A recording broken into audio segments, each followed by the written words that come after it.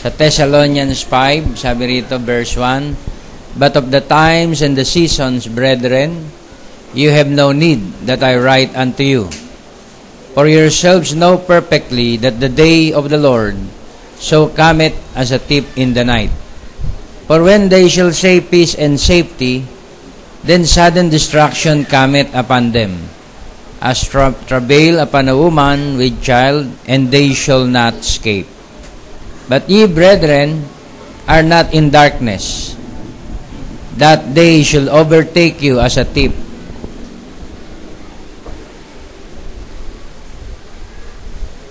You are all the children of light, and the children of the day. We are not of the night, nor of darkness. Therefore let us not sleep, as do others, but let us watch and be sober." Verse 7, "For they that sleep, sleep in the night, and they that are drunken and be drunken are drunken in the night. But let us who are of the day be sober, putting on the breastplate of faith and love, and for an helmet, the hope of salvation." Na another chapter dito sa 2 Timothy chapter 2, beginning sa verse 1. Okay, "This know also that in the last days perilous times shall come.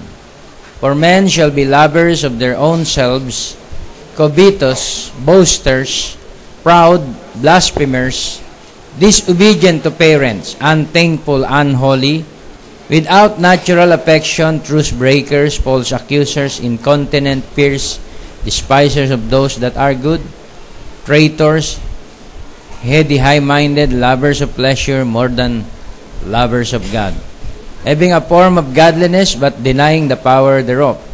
From such turn away, for of this sort are they which creep into houses, and lead captive silly women, laden with sins, led away with diverse lusts, ever learning, and never able to come to the knowledge of the truth. Now as Jannes and Jambres withstood Moses, so do these also resist the truth. Men of corrupt minds reprobate concerning the faith." Last verse, "And I will show wonders in heaven above, and signs in the earth beneath, blood and fire, and vapor of smoke. The sun shall be turned into darkness, and the moon into blood, before the great and terrible day of the Lord come." Okay. "And it shall come to pass that whosoever shall call on the name of the Lord shall be saved." Tayo po'y mag-pray. Balik. Asan yung isang microphone? Pray. Okay mo po lahat.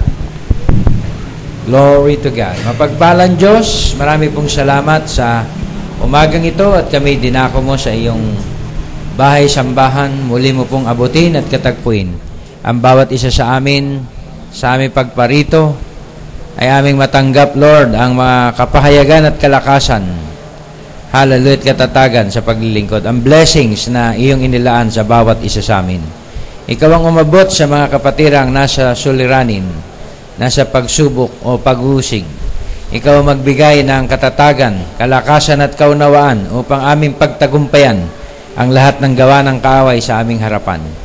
O Lord, give us a clear understanding sa aming situation, sa aming kinakaharap, sa panahon na ito na aming ibinubuhay. Hallelujah. Gawin mo kaming mapagmatyag, mapaghanda sa mga tanda ng kapanahunan at maging sensitibo sa bawat mensahe mo sa huling mga araw.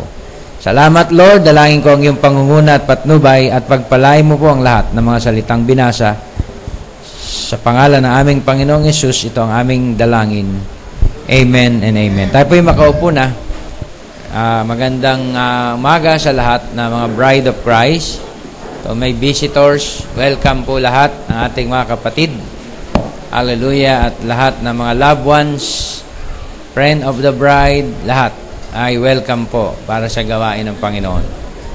Hallelujah. Nais kong ating pag-usapan itong pamagat o paksa na tungkol sa the end time apostasy. Okay? Yung tinatawag na taliwakas sa huling kapanahunan. Naniwala po ba kayo na we are living in the last days? Na tinawag ng Bible na end time? Na tinawag na closing days of time? At sa panahon na ito na ating kinabubuhay, ay meron pong nagaganap na tinatawag nating taliwakas. Ano po ito? Ito po yung pagtalikod, di ba, sa salita. Isang tinatawag na lubos na pagtalikod sa salita ng Diyos. O yung tinatawag nating kawakasan. Yung tinatawag na end time na kung saan ay total blackout. So maraming mga scriptures dito na ating pag-uusapan at kasama din ang mga prophecy and current events na nagaganap sa ating panahon. Sabi po ng Bible, but of the times and the seasons, brethren, you have no need that I will write unto you. For yourselves know perfectly that the day of the Lord cometh as a thief in the night. Tungkol sa mga panahon, sa mga oras at mga panahon, mga kapatid, hindi na kinakailangan sulatan ko pa kayo o paalalahanan, sapagkat kayo rin sa inyong mga sarili nakakaalam ng sakdal na ang araw ng Panginoon ay darating kagaya sa isang magnanakaw sa hating gabi. So mga kapatid, ang coming of the Lord ay hindi po tinatawag na lantad sa buong mundo. Ang coming of the Lord ay kagaya sa isang magnanakaw sa hating gabi. Kapag sinasabi nilang kapayapaan at katiwasayan, kung magkagayon ang biglaang pagkawasak ay darating sa kanila. Kagaya ng isang babaeng nananaghoy na nagdadalang tao, na nagdadalang binhi, hindi sila makakatakas. Ngunit kayo ay wala na sa kadiliman. At ang araw na yon ay inyong malalampasan, kagaya ng magnanakaw. Okay?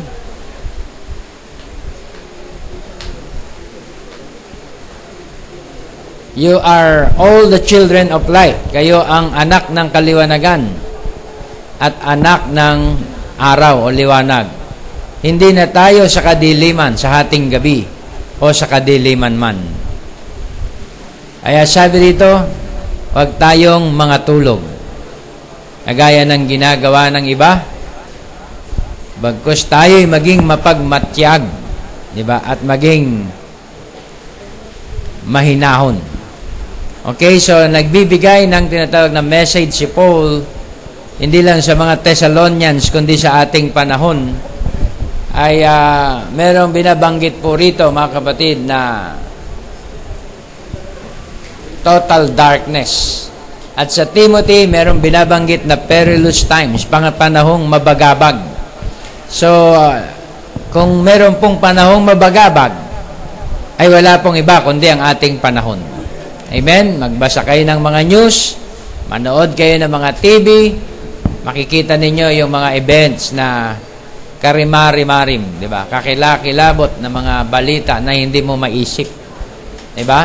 Yan po yung kaganapan na nagaganap sa ating panahon. At higit pa doon ay ang mga tanda sa kalangitan, di ba? At ang tinatawag na tanda ng tinatawag na anak ng katampalasanan ay nakikita nating gumagawa na, sabi sa Thessalonians, di ba? Gumagawa na siya hanggang alisin ang pumipigil sa kanya. We believe na yung anak ng katampalasanan ay yung tinatawag na Antichrist, di ba? Siya yung tinatawag na dadaya sa buong sanlibutan. Bagkus may pumipigil sa kanya hanggang alisin ang pumipigil sa kanya ay ang Holy Ghost. Diba? Ang Holy Ghost-filled believers. Diba? Kaya hindi siya makagawa ng tinatawag na mga hakbang. Dahil may nag-expose. Diba? Meron nagre-rebuke. Meron naglalantad ng kanyang mga kamalian. Diba? Anumang katiwalian kapag inilalantad Hindi mo magawa, di ba, ng todo. Kundi ito iyong pipigilin. Kaya sa Thessalonians, sinabing gano'n, ang anak ng katampalasanan ay gumagawa na, dapat mayroon pang pumipigil. Ngunit kung alisin ang pumipigil, di ba, ang anak ng katampalasanan ay mahayag. Di ba? Yun ang tinatawag na magbibigay ng tinatawag na chaos. Yun ang magbibigay ng total destruction sa earth o sa mundo. At gayon din ang sangkalangitan, kagaya sa Acts 2:20, ay may mga tanda. Okay, hindi na po ito bago para sa atin. The sun shall be turned into darkness and the moon into blood before the great and terrible day of the Lord. And it shall come to pass that whosoever shall call on the name of the Lord shall be saved. Sa panahon na yan ng kawakasan, before the great and notable day of the Lord, whosoever shall call on the name of the Lord shall be saved. Kailan po yun? Sa panahon na ito. Diba? Yung scripture na yon ay sa panahon na ito. Ang tatawag sa pangalan ng ating Panginoon sa araw na ito ay maliligtas. Paano ba yung pagtawag? Lord, Lord. Ganun ba? Hindi. Yung sinasabing pagtawag dito ay yung pananalig, paniniwala sa mensahe. Can you say amen? Dahil marami rin mga lasing na tumatawag sa Lord! Pag nalalasing, meron kaming kapitbahay, pag nalalasing, Lord! Sisigaw na yon. Forgive me! Yun, nasa Blooming Treat. Puro tattoo yun, bordado ng tattoo. Lord! Pag nalalasing siya. Hindi po yung salitang tumatawag lang. Ang sinasabi pong tatawag sa pangalan ng Panginoon ay yung magsisisi mananalig, sasampalataya at magtitiwala sa pangalan ng Panginoon ay maliligtas. At alam din natin ang World Church sa Revelation 3:15, sabi ng Bible, I know thy works, that thou art neither cold nor hot. Nalalaman ko ang iyong mga gawa, na hindi ka malamig, hindi ka rin mainit. Mahirap din yung sobrang init, baka biglang manlupaypay. Mahirap naman din yung sobrang lamig, baka ma-expose. Kaya malahinga na lang ang gagawin ko para hindi halata. Pero sabi ng Biblia, kung ikay malahininga, isusuka ka sa bibig ng ating Panginoon. Ang ibig sabihin na isusuka, mga kapatid, ay, di ba, ikaw ay ika-cast out, di ba, sa mensahe. Magkakaroon ka ng reprobation sa salita. Magkakaroon ka ng katigasan sa salita ng Diyos. Wala na po yan. Pag tumigas na yung tenga, barado na yun. Kahit anong sabihin mong katotohanan, close yun. Diba? Isa yun sa plague sa uling kapanahonan na nangabingi sila sa katotohanan ng salita. Pero sa bride, kung yan may rebuke o paalala, musika yan. Oh, thank you, Lord. Diba? Ngingitian lang yan, Lord. Sa pula ko, aawit yan. Change my heart, oh God. Na-rebuke na yun, aawit pa. Pero ang anak ng katampalasanan, magmumurmur sa salita. Pambihira. Lagi na lang akong pinupunterya. Lagi na lang akong binabakbakan. Dahil ang children of God, mga kabady, he love it or she love it correction. Diba? Pero ang wicked, ayaw niya ng correction. Diba? Kaya ang Diyos, tinuruan tayong maging humble. Diba? Kaya may message ang prophet na humble thyself. Dahil mga kapatid, yung tinatawag na children, diba, of darkness, ay walang humbleness. Diba? Unrepentant sa kanyang mga deeds and works. Pero ang bride of Christ, konting pagkakamali, sorry Lord, sorry Lord. Diba? Madali niya nare-recognize ang correction at paalala. See the difference? Diba? Kaya po rin ang ating Panginoon, I hope, kung binhi ka ngayong umaga, diba, marirealize mo ang salita ng Diyos. Amen? At marami pang mga scriptures. So then, because thou art lukewarm, neither cold nor hot, I will spew thee out of my mouth. Mahirap po maisuka sa bibig. Kasi pag sinuka na, hindi na maaaring ibalik. Diba? Yung aso, pag sumuka, nakainin niyang muli. Pero pag sa salita ng Diyos, ikaw ay naisuka, wala na po yun. Closed door na yun. Markado ka na doon. At tingin niyo ba, yung mga nag-come out dito sa atin, makakabalik pa? Hindi na. Di ba? Mahirap nang balikan ang tinatawag na salitang iyong iniwan. Kaya mapalad tayo, mga kapatid, na nananatili sa tinatawag na atonement ng Diyos. Yung atonement ay yun yung tinatawag na relasyon. Yun yung tinatawag na buhay. Na kung saan ay nag-uugnay sa atin. Di ba? At sa Diyos. And you say, amen? Pag nawala ang atonement, mawawalan sa iyo ng kabuluhan ang fellowship. At sasabihin mo, anong fellowship? Wala na akong pakialam sa fellowship nyo. Wala na yon, mga kapatid. Anong pastor? Mga panatiko kayo, wala akong pakialam sa pastor nyo. Diba? Wala na pong atonement yon. Kapag nag-disrespect sa message, nag-disrespect sa man of God, wala na po yon. Wala nang atonement yon. Nag-disrespect sa body, church, ministry o pastor, wala na pong pag-asa. Unpardonable sin. Bakit? Makakabalik pa ba siya sa salita ng Diyos? Diba? Na ang kanyang tinatawag na pinaka-attorney o representation sa earth ay ginanyan? Wala na. Ang tawag po ron ay unpardonable sin. Kaya makita po natin dito sa ating tatalakayin, okay, ay ito ay propesiya sa huling kapanahunan.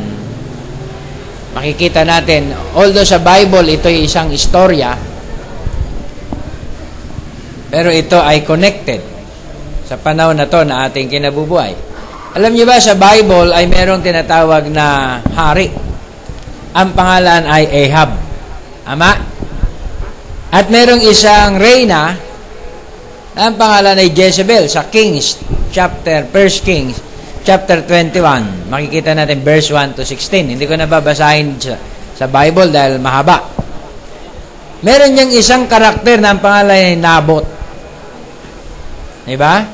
Si Nabot, mga kapatid, ay may isang lupain na kinagiliwan. Meron siyang vineyard na pag-aari ni Nabot, Jezreelite. Nagustuhan ni Ahab. Alam mo si Ahab, mapag-imbot eh. Diba? Lahat na maganda kanya.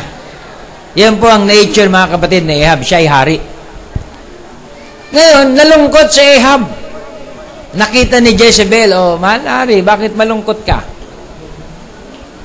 Kasi si Ahab, si Nabot, nagmamatigas. Sabi ko, susulian ko yung lupa niya, kukunin ko, gagawin ko lang garden ko. Ayaw niya. Kaya nagigrib ako kay Nabot. Walang problema, mahal na hari. Tayo ang nakaupo. Tayo ang administrasyon. Tayo ang hari. Okay? Magsaya ka, kumain ka na. Bukas, kunin mo na yung lupain. Alam mo, tinrabaho ni Jezebel, pinapatay niya si Nabot. Magpadala tayo ng tinatawag na children of Baal, Belial, na magsasabi ng tinatawag na false accusation against Nabot, against the king, and against the God or against the tradition of Israel, at sila'y ating papatayin. Okay, false accusation. Pag nagsalita ka ng vain in the name of God, ikaw ay stoned to death. Kanila ang Supreme Court, kanila ang tinatawag na force, kanila lahat.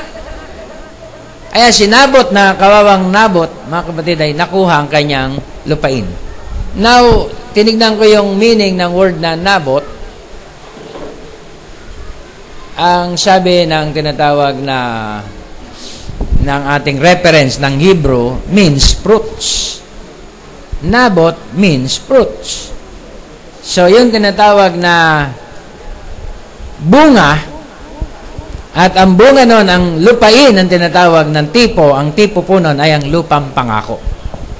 Yung vineyard ni Nabot ay type ng tinatawag na promised land. Si Ahab, or father's brother ang meaning, ito ang western kingdom.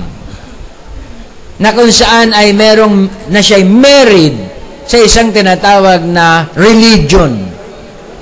Jezebel means, ito ang type ni Jezebel ay ang RC Cola. Okay, RC Church. Not RC Cola, RC Church. So, yun ang mga meaning. Okay? Si Jezebel ay isang dominating female. Isang religion na mapagdomina. Okay? Yung tinatawag na origin niya, yung kanyang tinatawag, she is a daughter of Baal, king of the Sidonians. Okay? In her hands, her husband became a mere puppet. The first effect of her influence was the immediate establishment of the Phoenician worship on a grand scale in the court of Ahab. Alam mo ginawa ni Ahab? Lahat ng mga belief ni Jezebel, di ba? Nagpatayo ng tinatawag na, ano tawag dito? Phoenician worship. Okay, doon sa tinatawag na court. At sabi dito, at her table, no less than 450 prophets of Baal and Sun and 400 of Astarte, the prophets of God, were attacked by her orders. Pinapatay ni Jezebel ang mga propeta ng Diyos. So, kompleto si Jezebel. Nasa kanya ang World Council of Churches. Siyang may control. Okay? At pinapatay niya ang mga ministers. When she found her husband cast down by his disappointment at being thwarted by Naboth, she wrote a warrant in Ahab's name, sealed it with his seal.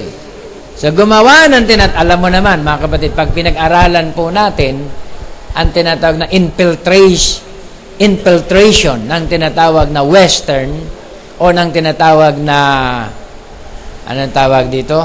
Ng Seven Hills, doon sa Western, binasa ko yung tinatawag na history, nagpadala pala yan ng mga Jesuits sa Amerika.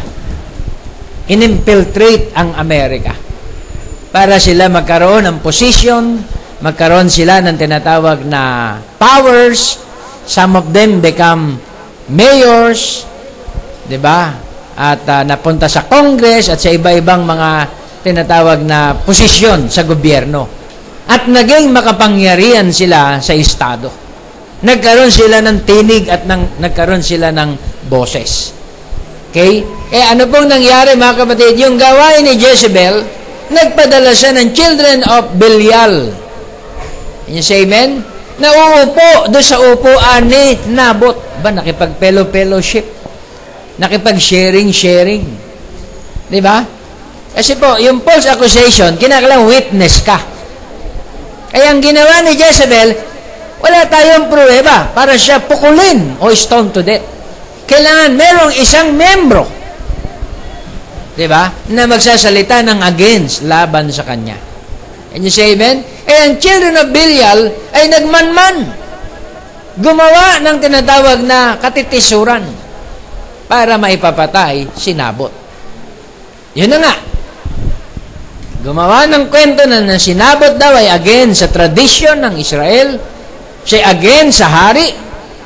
Kaya naipapatay si Naboth. Pero ang interest ay ang lupain. Ang lupain, ang vineyard ay type ng promised land. Makinig kayo mabuti para maintindihan nyo. Diba? Yung pangyayari sa 2 Kings ay type ng panahon ngayon na nagaganap. Ang pinag-aagawang Gaza Strip, okay? Yung Palestinian borders na pinag-aagawan na nagkokos ng conflict between Egypt or Palestine and Israel, between Islam and Israel, mga kapatid, ay tipo nung tinatawag na Naboth Vineyard. Can you say amen? Nagustuhan ni Ahab.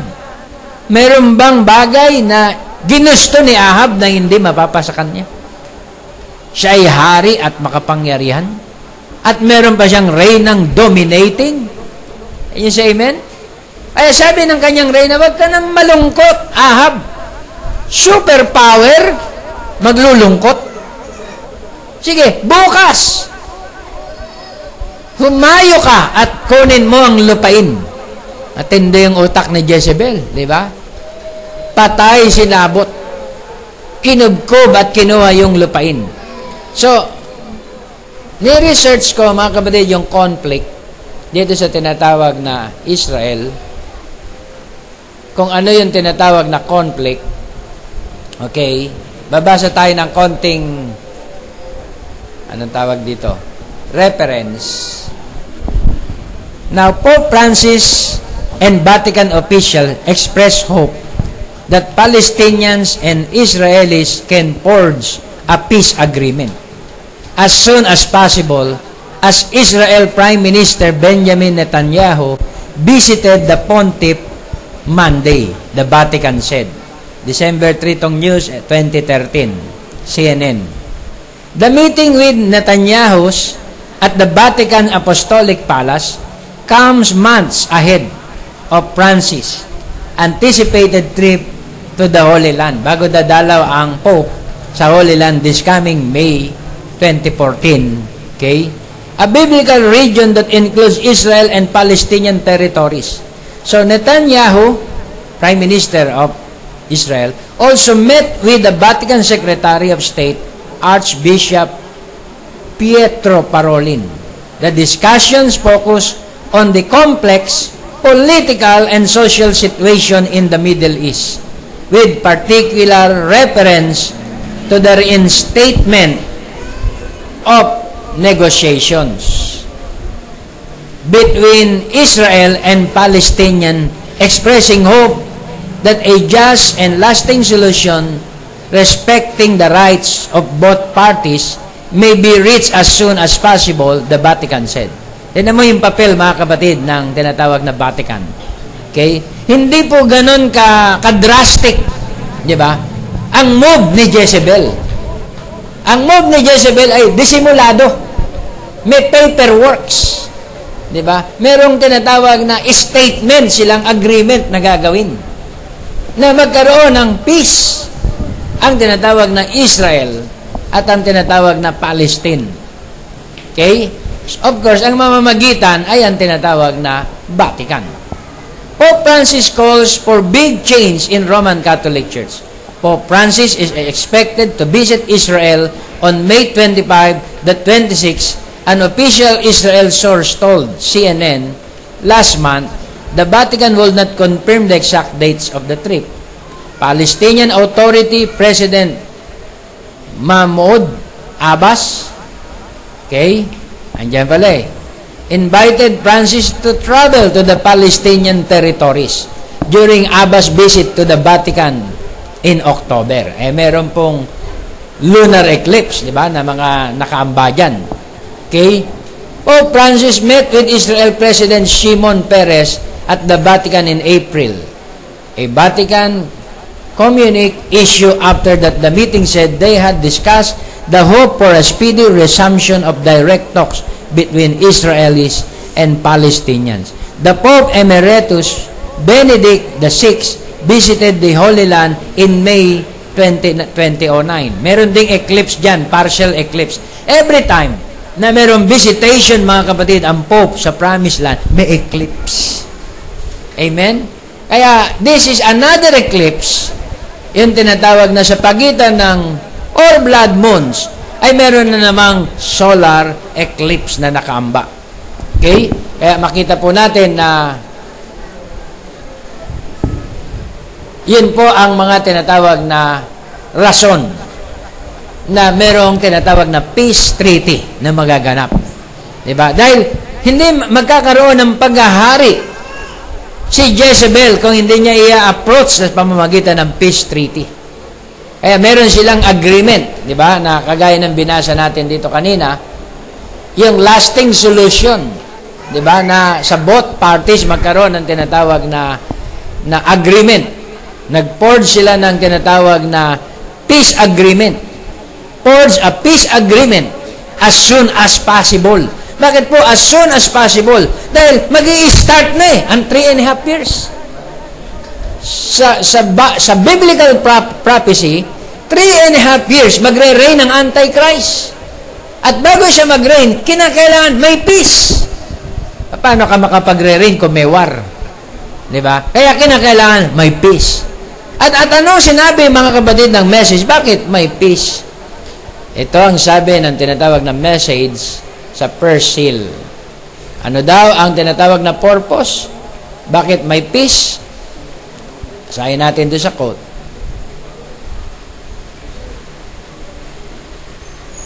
According dito sa first seal, ay merong purpose, mga kapatid, itong tinatawag na peace. And he made this covenant with the Jews.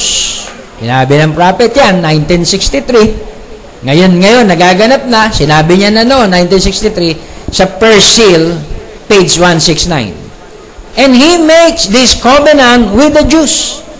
And in the midst of the 3.5 years, means in the midst of the weeks. Okay, yun ay tinatawag na slip of tongues. He break his covenant as soon as he get the thing wrapped up and gets the money of the Jews tied up. Amen? Sa tinatawag na hindi po natin kaalaman, mga kapatid, ang mga Hudyo po ay napakayaman. Di ba? Ang tinatawag na Wall Street, halos sila ang may-ari. Silang nagmamay-ari ng napakalaking investment sa Amerika. Okay? Sila ay isa sa mga wealthiest tinatawag na lipi, di ba, sa mundo na to na nabubuhay. Kaya napakayaman na ni Ahab, napakayaman na ni Jezebel, gusto niya pang interesin yung tinatawag na napakaliit na lupain. Parang Quezon City lang at, di ba, Manila. Okay, tingnan natin sandali yung pinag-aawayang lupain kung gaano kalaki. Ano meron dito sa tinatawag na vineyard ni Nabot? Okay, anong sabi? Gaano kalaki to? Napakaliit na lupain. Okay?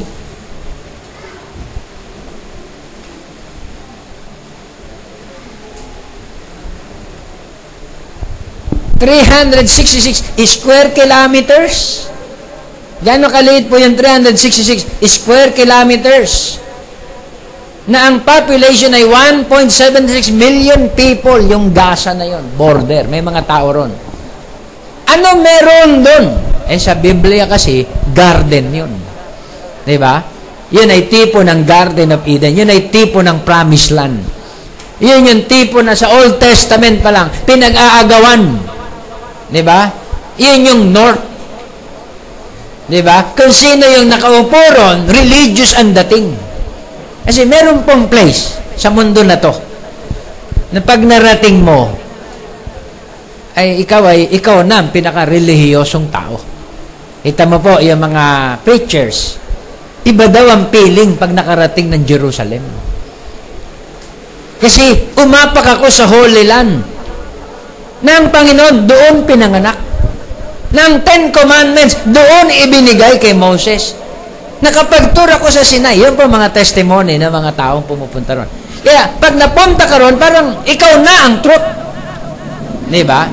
Kaya, yun ay isa sa tinatawag na traditional place na inaangkin at gustong makonquer ng bawat religious group sa huling kapanahonan. Of course, ang may-ari po nun ay ang Israel. Diba? Yung tinatawag na 365 square kilometers. Napakaliit lamang po nun. Mga kapatid, 11 kilometers. Di ba by? Yung tinatawag na haba, yung lapad, 11 kilometers yung haba, 32 miles. Di ba? O 32 miles, 53 kilometers po. Babaybay ka hanggang Bulacan, tama? Hanggang Bulacan. Tapos pabalik dito, siguro mga 11 kilometers. Let's say, sabihin natin na hanggang dito, hanggang dyan sa mali na yung kwenta ko eh. Siguro hanggang dyan sa Makati, di ba? Tama? Na pahaba. Ganun lang kalaki po yung tinatawag na Gaza borders na yun. Pero ano ito? Anong meron dito? Di ba? Dahil alam natin, mga kapatid, yung tinatawag na 1967 na tinatawag na war, na dumepensa ang bayang Israel sa lupain na yon, binitawan nila yung border na yon dahil, di ba? Dahil matindi ang war eh. Binitawan nila. Andiyan ba yon? Binitawan nila yon noong 1967. Dahil kinonquer nila yung lugar na yon, ay matindi ang pressure, binitawan nila yon noong time na yon. Binigay sa kanila ang lupain na yan, at pinaglaban nila yan. Pero ngayon, mga kapatid, itong tinatawag na Gaza Strip na sinasabi rito, na merong Palestinian population, ay merong pong tinatawag na plan ang Israel na ito'y mabawi. Pero namamagitan, mga kapatid, si Jezebel at ang tinatawag na Ahab na nakuwag. Diba? Magkakaroon ng war, magkakaroon ng digmaan. Amen? Dahil ang nasa likod ng tinatawag na mga Islam ay, ang susuporta dyan ay si Gog. Ang land of Magog. Ang nasa likod naman ng Israel, ang susuporta naman dyan ay si Ahab. Diba? Ang Amerika. Nakuha nyo, mga kapatid? Kaya, kailangan may peace. Diba? Kailangan, para gumanda negosyo, kailangan may peace. Pag may gera, walang negosyo. At sabi dito sa Daniel, chapter 8, tignan po natin yung sinabi sa Daniel, naka-prophecy na rin po yan sa Book of Daniel, kung ating papansinin, chapter, ba yun?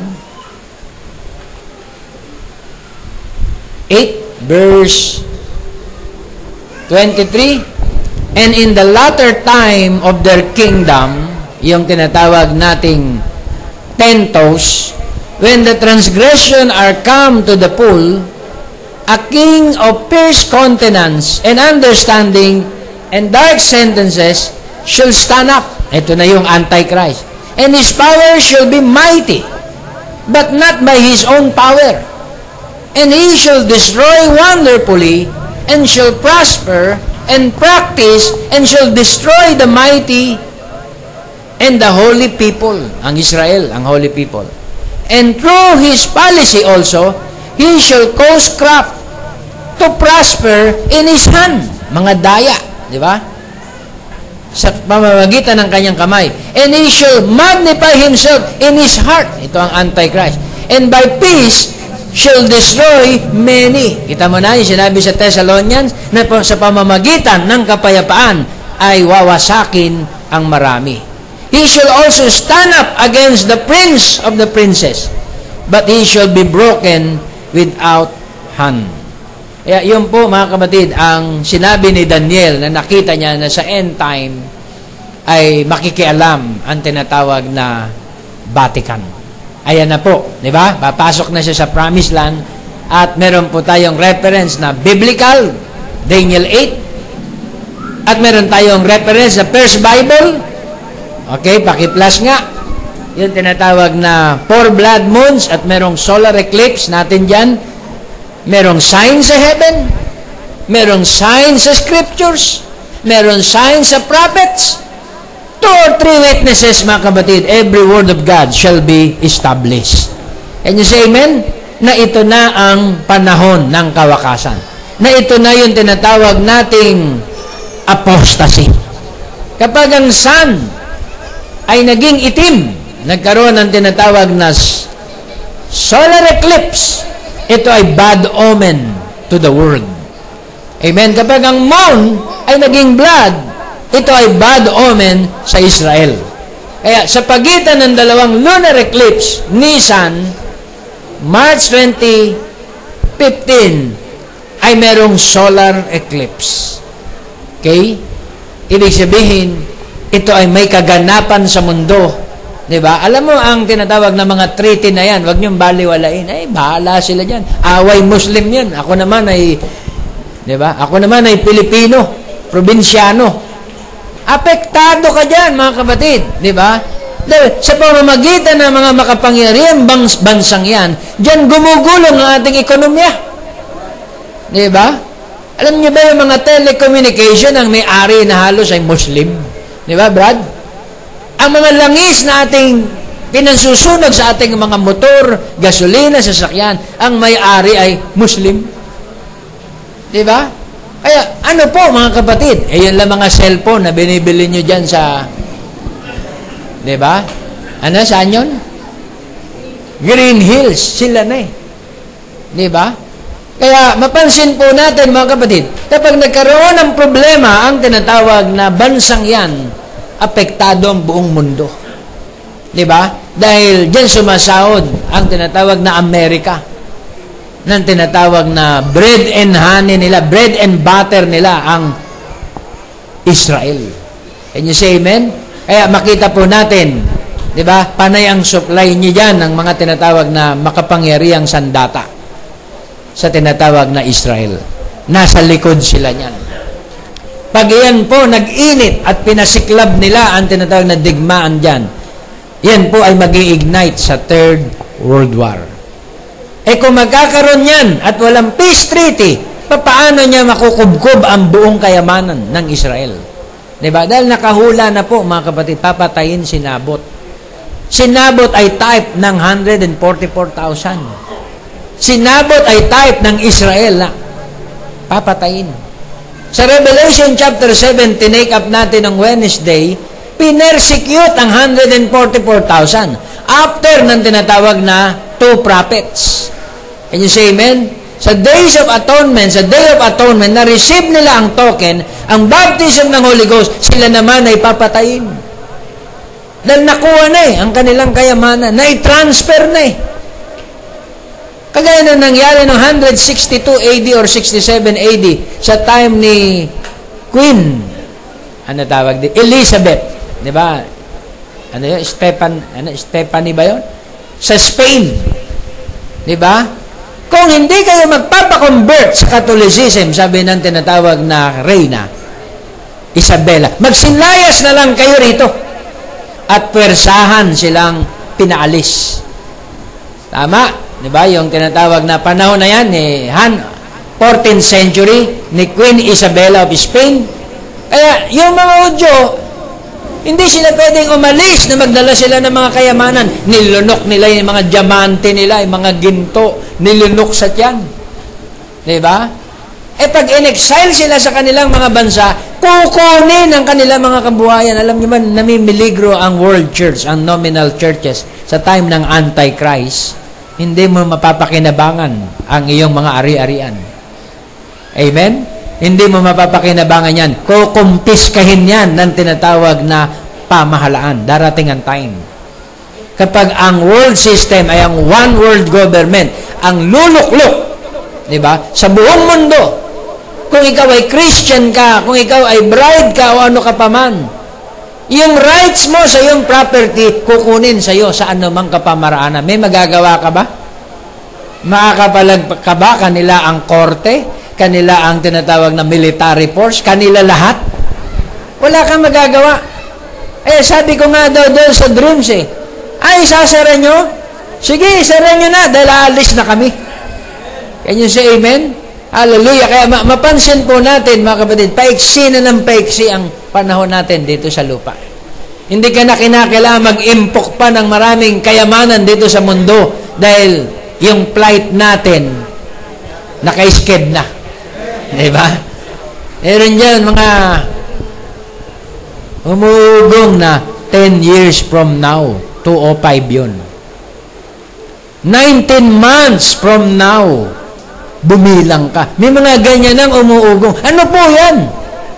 Di ba? Pag yan po ay binindi ka at nagkatotoo, 2015 po yan. Pumapatak yan, parehas.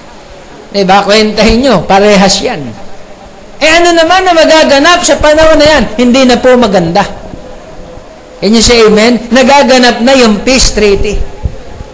Diba? Magaganap na yung dinideklarang war ng tinatawag na Asian nation. Diba? Mga tinatawag na Muslim dito sa Asia, yung jihad. Diba? Kumakalat yan, mga kapatid, sa internet.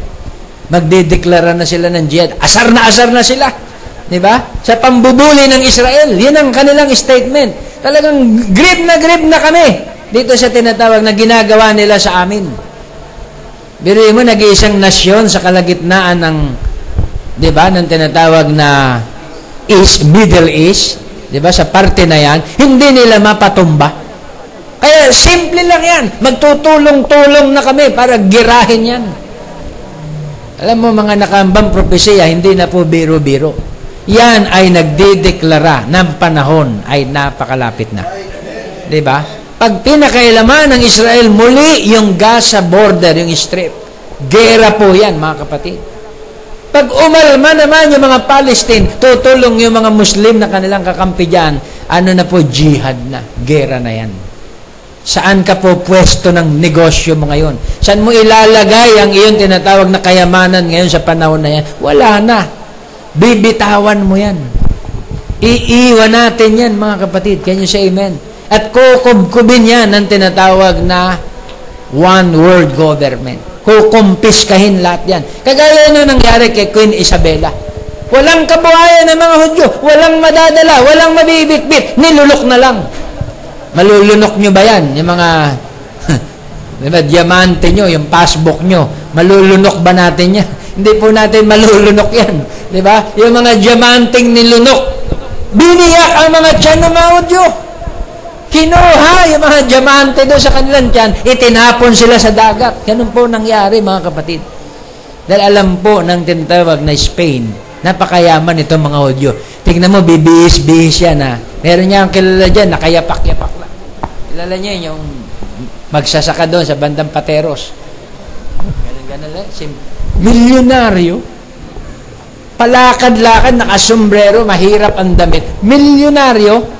Alam mga kapatid ng tinatawag na Israelita, alam ng tinatawag na Antichrist na yung mga Israelites mayayaman. Dahil sabi ng propeta, ang singkamas, pinadudugo niyan. Matindi pa sa inchik yan na tubong lugaw. Ang ibig sabihin ng singkamas, pinadudugo, pambira ka ba, ang puhunan mo, piso. Ang benta mo, 5 piso eh. Ganon katindi, mga kapatid, kaya na-conquer nila ang tinatawag na mundo. Sa pamamagitan ng kanilang utak lang yan, utak. Na-conquer nila, mga kapatid. Kaya sila ngayon ang napakayaman. Napakayaman nila. Kaya yun ay pinag-iinteresan, mga kapatid, ni Ahab. Can you say amen? Pinag-iinteresan ni Jezebel. Ang dako na yan. Pero dyan, sisiklab ang tinatawag na digmaan sa lugar na yan.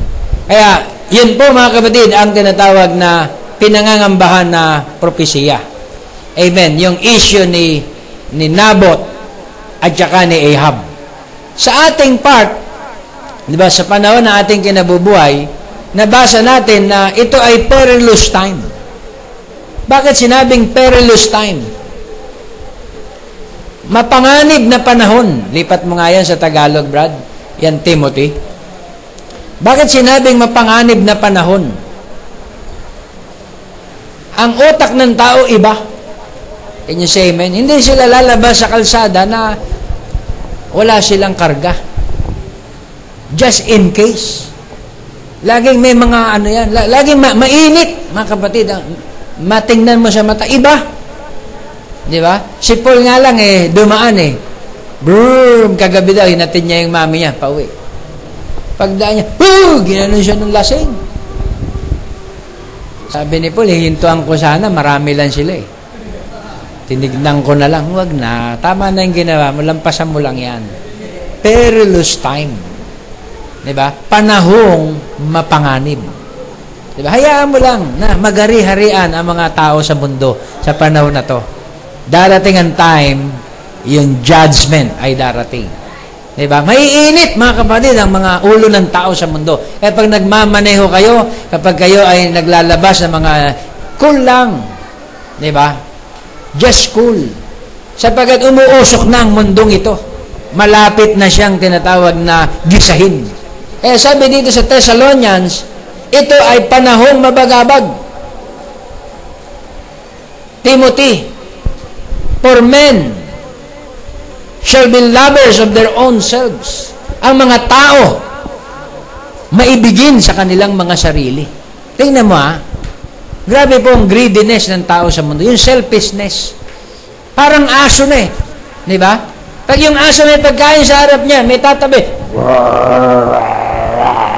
Di ba? Mga ganyan Bakit? Kakainin ba? Yung tinitignan lang ng kapwa aso, umiikot pa lang Sasabihin na ng aso,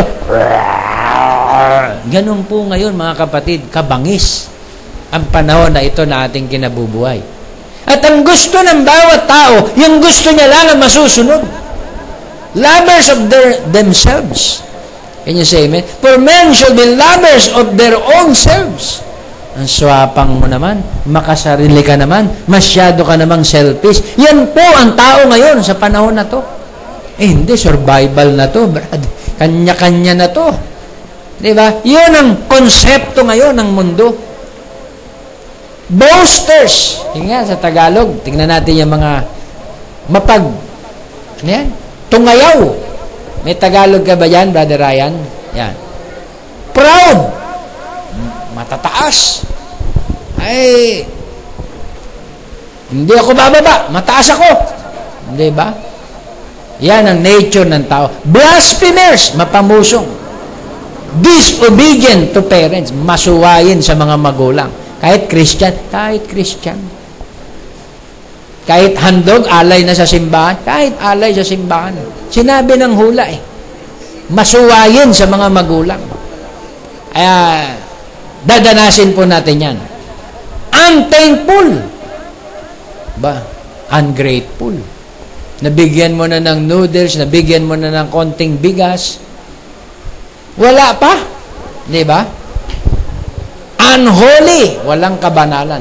Po, itong mga sinasabi ng 2 Timothy, yan ay propesiya ng huling kapanahunan.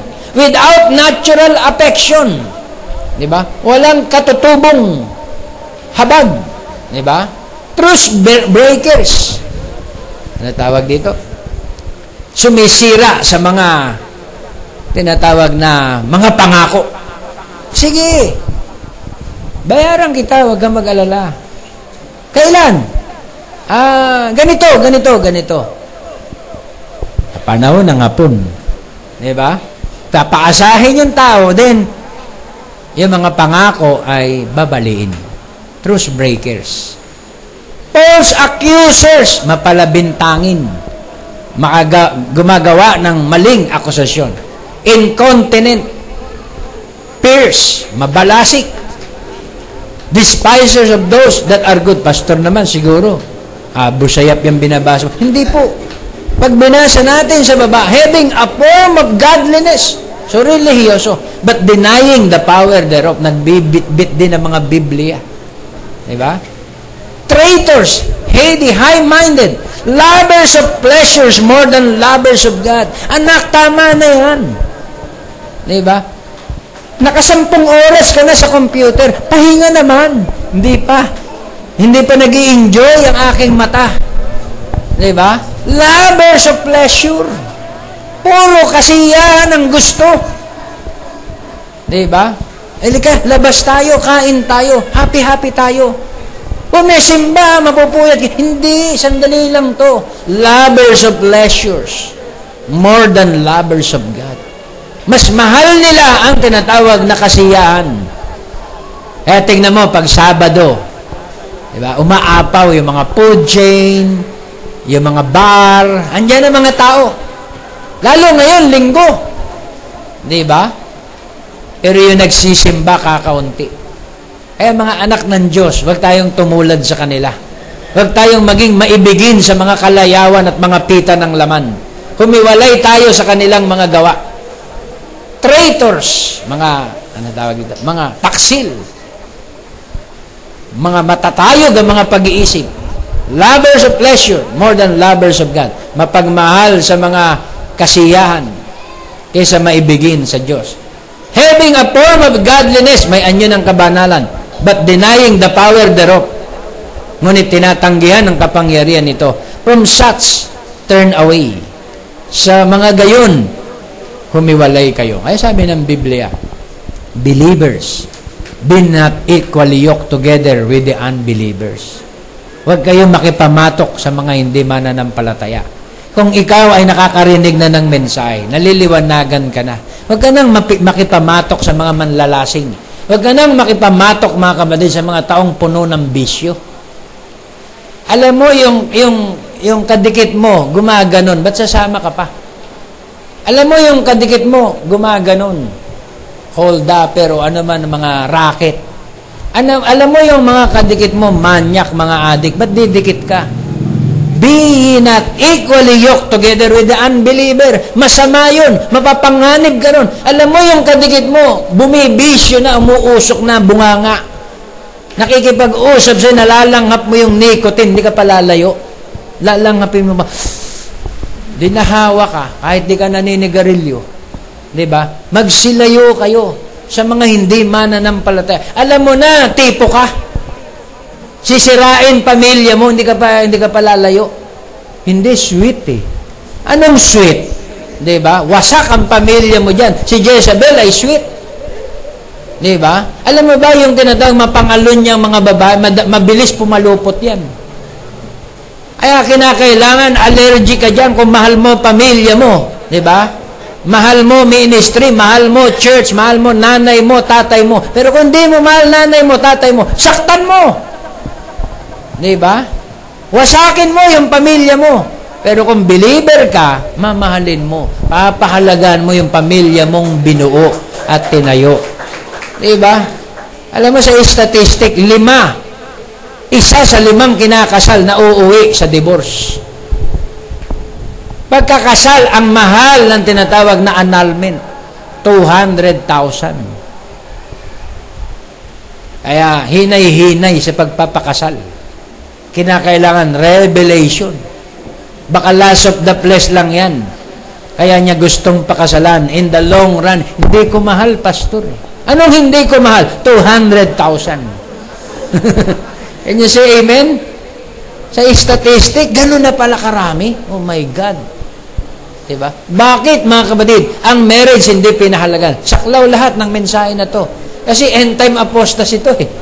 Ang sinabi, end-time apostasy, taliwakas sa huling kapanahunan.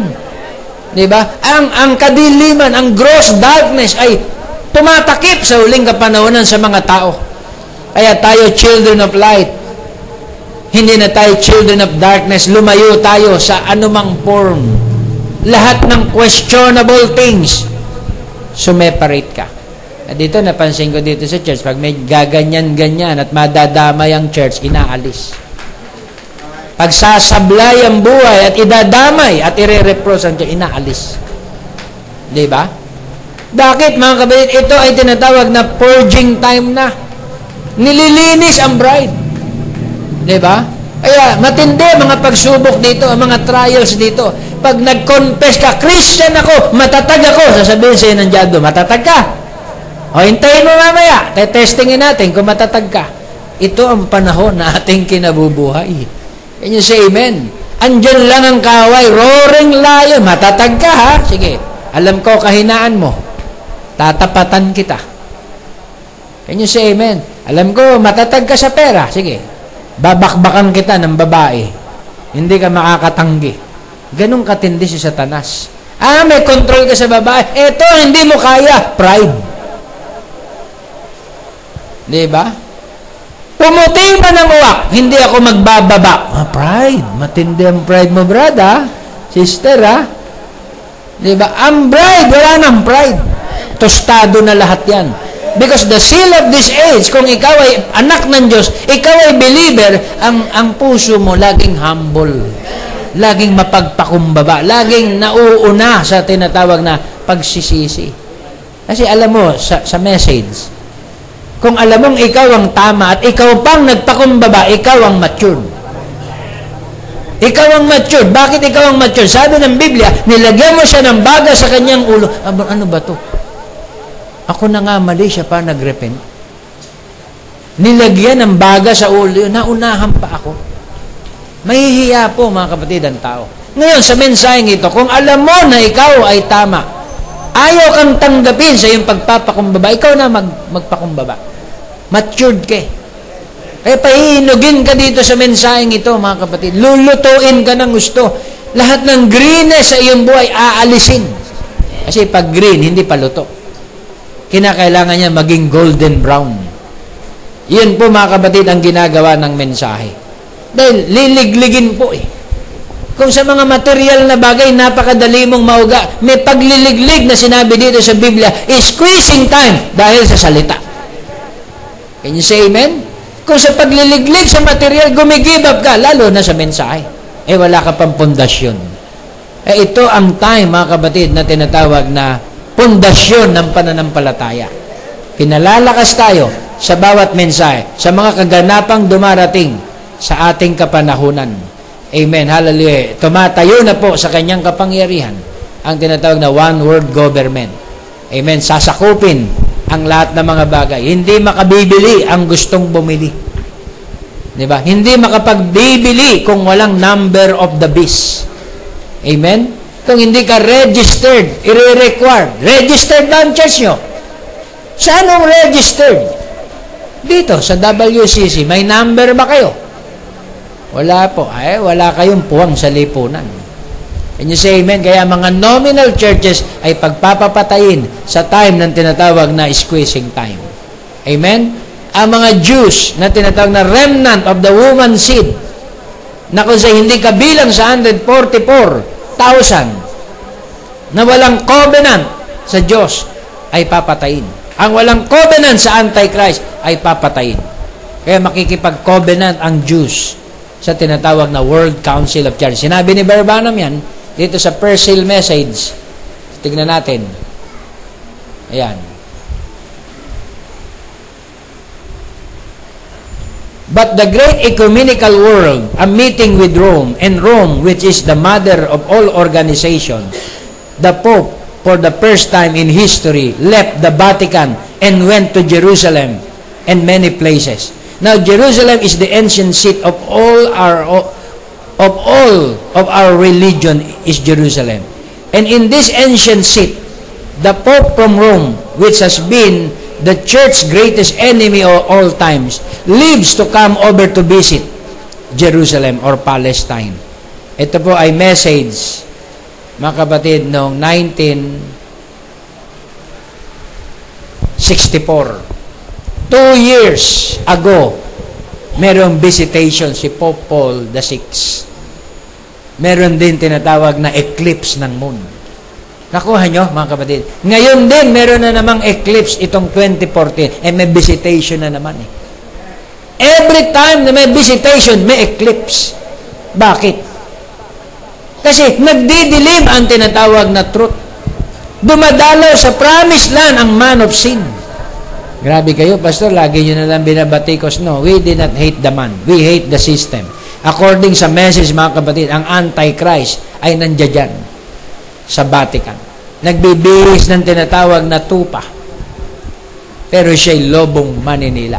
Ang pangalan niya ay 666. Kaya ito ang time na tayo mag-repent, mag-change, mag-repent sa idolatry. Amen. Si Ahab, nagkaroon siya ng intermarriage sa tinatawag na idol. Supposed to be si Ahab ay Jews. Tama? Dapat ang i-worship niya ang one true God na hindi nakikita. Nag-asawa siya ng unbeliever na si Jezebel. Ano pong nangyari kay Jezebel? Hinikayat niya si Ahab sa idolatry. Dahil ang religion ni Jezebel, mga kapatid, ay 800 religions. 800 prophets ni Baal. Di ba? O ni Baal. Ang ipinatayo niyang kapilya ron ay napakarami. Ecumenical ang mind ni Jezebel. Kaya na-pollute ang Israel. Nagkaroon ng tinatawag na apostasy sa kanilang panahon sa pamamagitan ni Jezebel. Kaya sinabi doon sa hula ni Elijah, ang babaeng yan, didilaan ng aso ang kanyang dugo. Yun ang propesiya, mga kapatid. Alam mo bang sa Revelation chapter 18, merong lilipad na nuclear lulusot sa Vatican. At ang great city, mawawasak in 1 hour. At sasabihin ng mga bansa, sayang, religious city, binomba. May lulusot, mga kapatid. Babylon the Great, is fallen, sabi sa Revelation chapter 18. Can you say amen? Hindi po ito chismis, hindi ito issue. Yan ay prophecy. Sinabi ng message, may lulusot doon. Yung great city who reigneth over the kings of the nation ay mawawasak. In 1 day, I think. Yun po'y tumutukoy, mga kapatid, in 1 hour. Tumutukoy yun sa isang araw. ang dakilang syudad ay mawawasak. Kaya, tignan po natin mga kapatid ang mensahe. Pinagre-repent tayo. Pinababalik tayo sa katotohanan ng salita ng Diyos. Kung ang ating mga relative, loved ones ay bulag sa katotohanan, tayo sa atin magpapasimula ang katotohanan na ang Diyos ay mapanibughuing Diyos. Ayaw niyang magsisisamba kayo sa mga rebulto, sa mga kamay na hindi gumagalaw, sa mga matang hindi nakakakita, sa mga tanso, sa mga bato o silver o ivory na gawa lang ng mga tao. Ang inyong Diyos ay buhay at hindi larawan.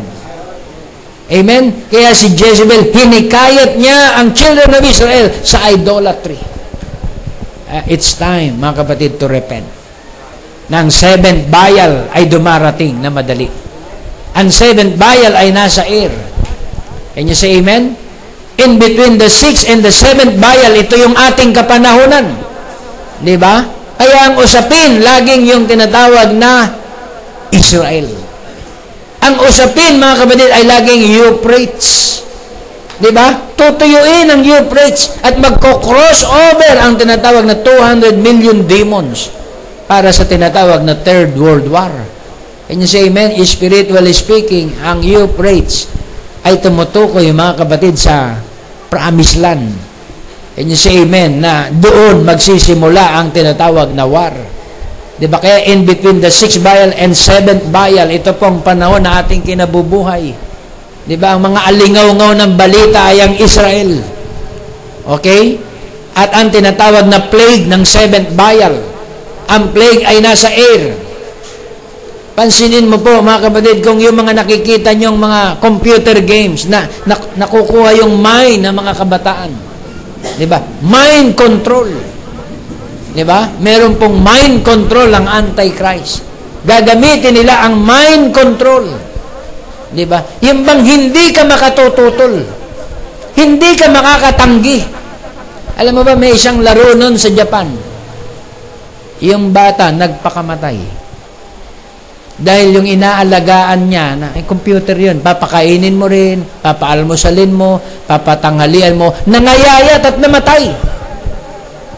Nakalimutan ko yung pangalan ng games na yun. Namatay yung kanyang alaga. Nagpakamatay na rin siya.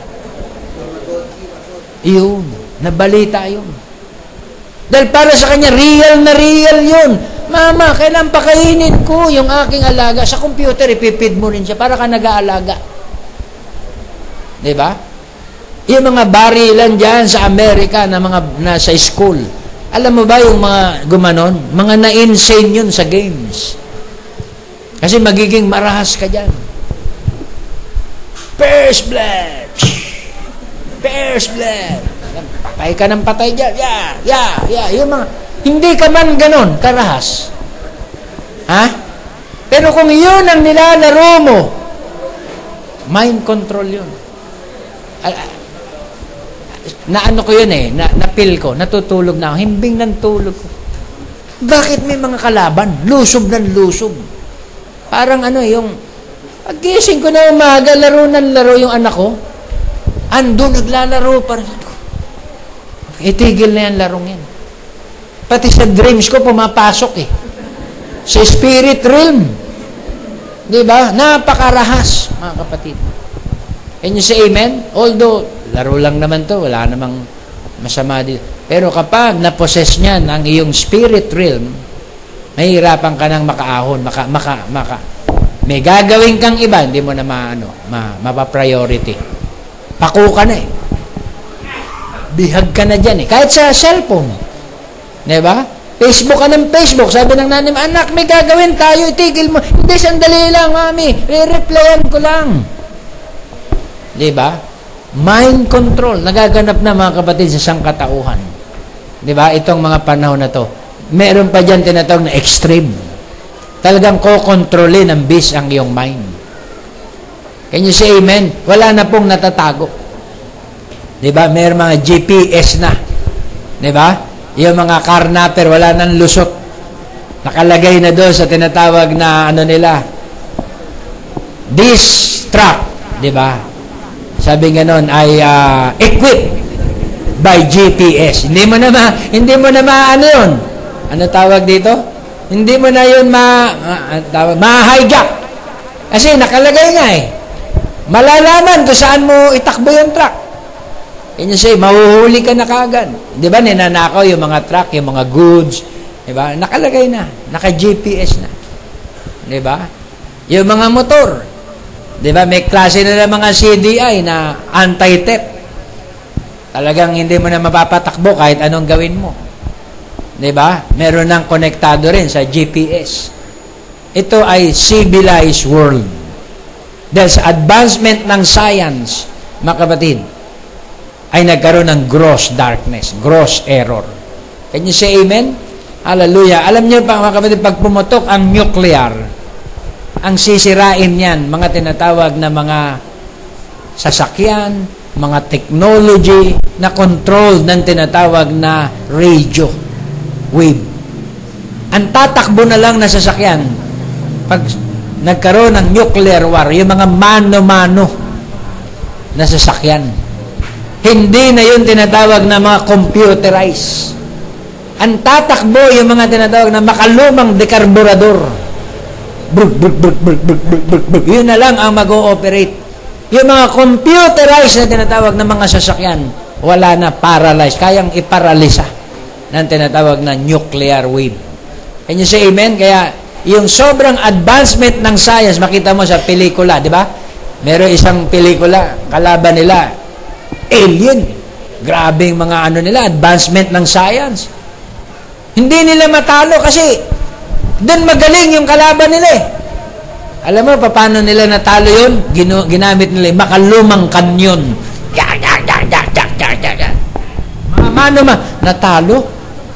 Pero nung gamit nila yung mga satellite, talo sila eh. Mas high-tech yung kanilang kalaban. Sa panahon na to, mga kapatid, I believe, yung 40 days, 40 nights, kung darating, mabubuhay tayo dyan, iba na. Maaring pipitas ka na lang ng mga tanim dyan sa garden. Sanay ba kayo magsaba? Saba. Magsasaba kayo dyan sa 40 days and 40 nights. Sanay ba kayo magkamoting kahoy? Yan, magkakamoting kahoy kayo dyan sa 40 days, 40 nights. Wala bang Jollibee dyan, pastor? 40 days na, nauuhaw na ako. Wala eh. 40 days, 40 nights. Before the rapture, di ba? Ang bride, magtitiis dyan sa tinatawag na survival na lang yan eh. Can you say amen? Then, aalis na tayo. Ngayon na ba yan, pastor? Wala ako sinasabing ngayon. Pag yan ay nag-start, ang kaluhuan mo mawawala. Kailangan mo mag-adjust sapagkat maiksi na ang panahon. Can you say amen? Hallelujah. Kaya paminsan-minsan sumama kayo sa hayuan sa Palawan. Diba? Doon sa mga liblib. Sumama kayo sa amin sa mga probinsya. Doon nyo mararanasan, mga kabayan, magkamoting kahoy. Magkanin ng mais. Anong kanin? Wala ba kayong kanin dito? Walang kanin dito, Brad. Mais, gusto mo. Ha? 3 days na eh. Mais. Nakakasawa na, brother. Wala tayong magagawa. Diba? Nasa ano tayo? Nasa liblib. Wala ba dito seasonings, brother? Anong seasoning? Asin. Can you say amen? Yun po magaganap sa time ng tinatawag na squeezing. But aircon, wala bang aircon dito? Walang aircon dito. Pamaypay, habagat ang aircon dito. At abihan. Little squeezing time. 40 days lang naman. Ito po ang time na great awakening, mga kabataan natin, na hindi namulat sa mga kahirapan, mga trial sa buhay. Kinakaharap natin ang isang matinding tinatawag na pagsubok. Dumadating ito.